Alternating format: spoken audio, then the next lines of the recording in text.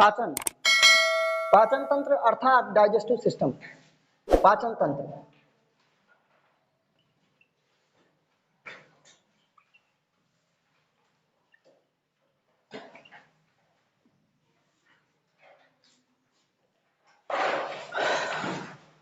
पाचन किसे कहते हैं? पाचन एक जैविक प्रक्रिया है, यह एक जैविक प्रक्रिया है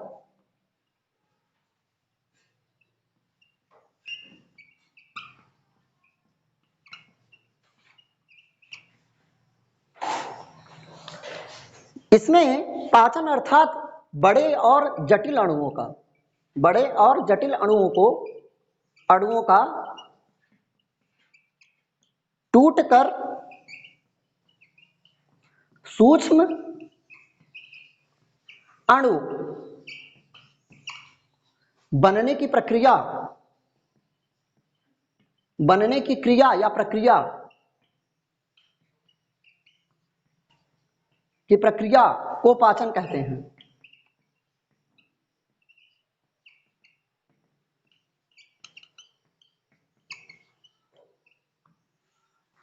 बनने की प्रक्रिया को पाचन कहते हैं। पाचन एक जटिल प्रक्रिया है।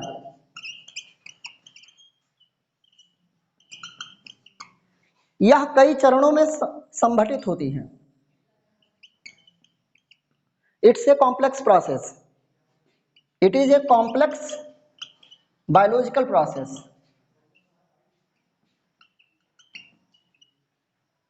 It is a complex biological process.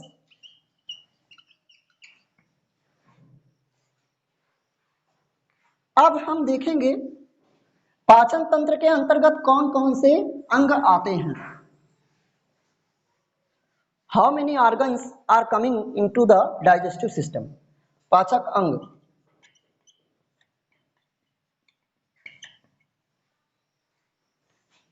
पहला जो अंग है वो है बक्कल कैविटी।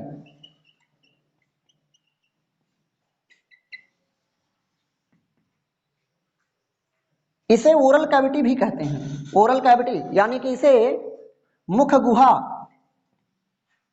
कहा जाता है। दूसरा है आहार नलिका।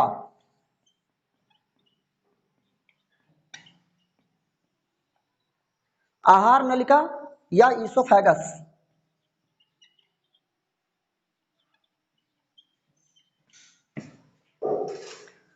तीसरा अंग है आमाशय या स्टमक।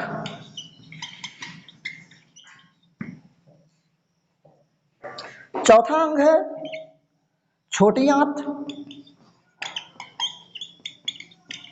इसके बाद बड़ी आंत या बड़ी आंत छोटी आंत जो भी आप कह लेंगे, दोनों एक ही के भाग हैं। Small and large intestine.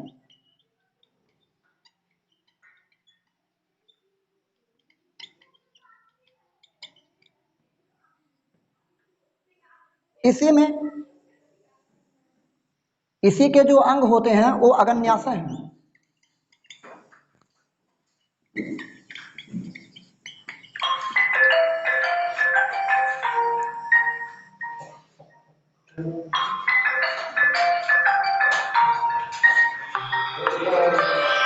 Pancreas, इसे पैनक्रियाज कहते हैं। बाद में इसके बाद का जो अंग है वो यकृत या लीवर कहते हैं इसको। यकृत या लीवर। तो ये अंग हो गए आपके यकृत, लीवर, गुदाद्वार, मलद्वार, रेक्टस, रेक्टम और एनस। ये आपका पूरा होता है पाचक अंग। These all are covered into the digestive system of the body and we will discuss each and everything in detail. यानी कि जो पहला हम पढ़ेंगे वो हमने आपको ओरल कैविटी पढ़ाया था। आज मैं पढ़ूंगा आपके सामने, मैं पढ़ाऊंगा और आप पढ़ेंगे, या मैं तो पढ़ता ही हूँ। I am the mostly, yes, no doubt about my biological capabilities. तो आमाशय, आमाशय की संरचना,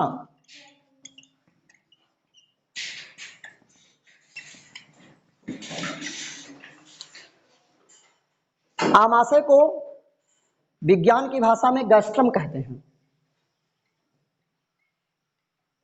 इसे वेंट्रम भी कहा जाता है। आमाशय एक जे आकार का थैला है, का मांसल थैला है।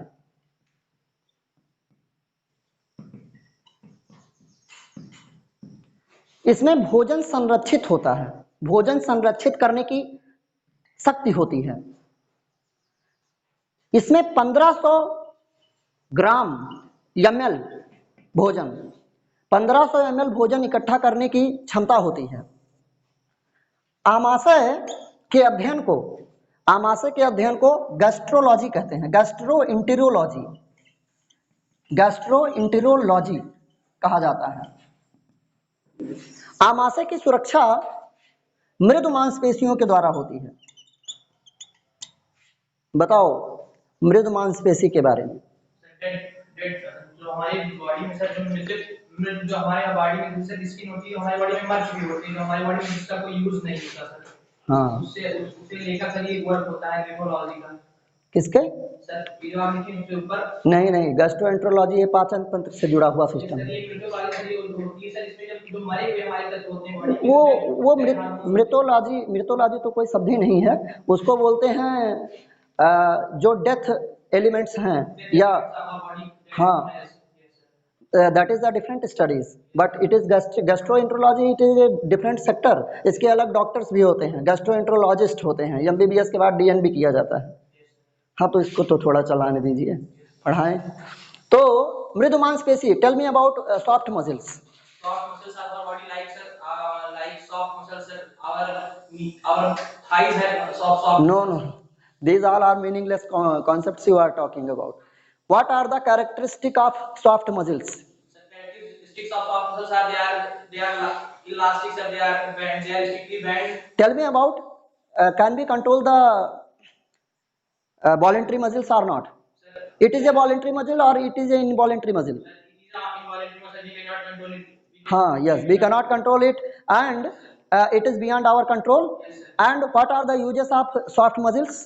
Soft muscles are strictly used in bending or standing purpose. No, because bending or standing purpose, we are using the musculoskeletal system, that skeleton muscles. Yes, sir. They are voluntary muscles. Because मैं इसको मोड़ सकता हूँ, मैं अपने हाथों को मोड़ सकता हूँ, ये मेरे अधिकार में है। तो स्केलेटन हो गया। आपने कहा जांघों की मांसपेशियां मृदु मांसपेशियां होती हैं, लेकिन मृदु मांसपेशियां ज्यादातर उसके जो एडवांस्ड प्रोसेस है, फंक्शन है, वो ये है, they are protecting the विजरास।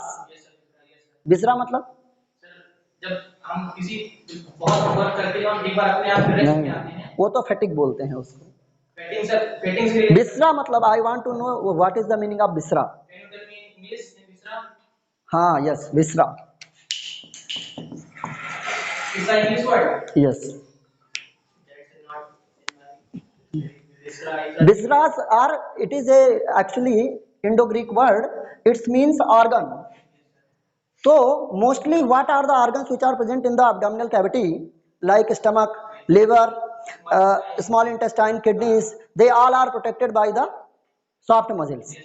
We cannot control hunger, we cannot control thirst, they are involuntary. So involuntary muscles are mostly for the internal viscera. So okay, this you are now you are in the 9th class. You have studied about cell and cell structure. You have studied about the plantae and animalia. So just I am stopping this. From which school you are coming? My school name is Indrapuram Public School. Indrapuram. That's Katra Road. Yes, sir. That school is a good school. I know that. I know that. Braj Bhushan Saran Singh's school. So your they explained about the animal phylum. Sir, that we are going to discuss about the animal phylum, but that later our animals resources and our animal library is not okay that time. That's why we are not doing this. Because sir, the many of the animals which are present over there is not present. Specimen, not animals, organisms. Okay, so just I can explain it totally in English, but they all are Hindi medium students, that's why I am explaining. But if you are having any sort of doubt, you can ask me, no doubt. And in this you will get the systems. May I know which system is stronger, yours, on which system or on which phylum you can discuss with me, or not with me, you have the command on it. Sir, I am comfortable in English. No, no, not subject wise. Biological I am talking about.